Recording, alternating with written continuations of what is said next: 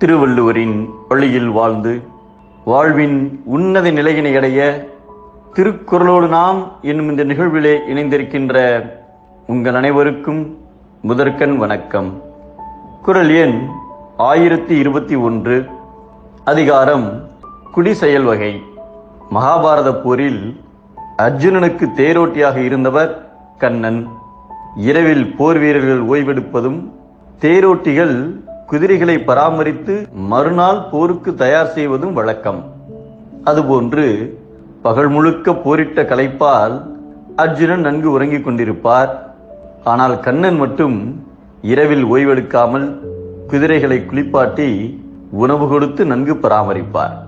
பிறகு குதிரைகள் ஓய்வெடுக்கும் நேரத்தில் குதிரை லாயத்தை சுத்தம் செய்வார்.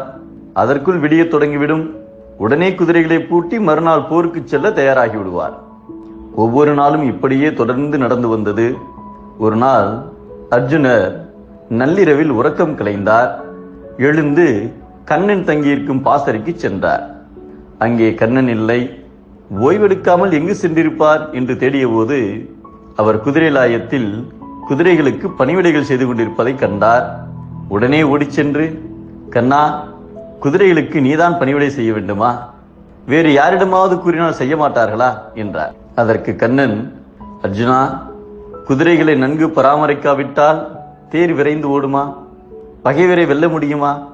வேறு யாரையாவது பராமரிக்க சொன்னால் அவர்கள் அக்கறையாக கவனிப்பார்களா? அதனால் உன் கடமை போர் செய்வது, என் கடமை தேர் ஓட்டுவது. குதிரைகளை பராமரிப்பது சாரதிக்குரிய தொழில். மறுநாள் போருக்காக நன்கு ஓய்வெடுத்துக் கொள்வது உன்னுடைய தொழில். இருவரின் தொழில்களும் செம்மையாக நடைபெற்றால்தான் போரில் வெற்றி கிட்டும். அதனால் நீ சென்று ஓய்வெடுத்துக்கொள். என் கடமையை செய்யவிடாமல் குறுக்கிடாதே என்றார்.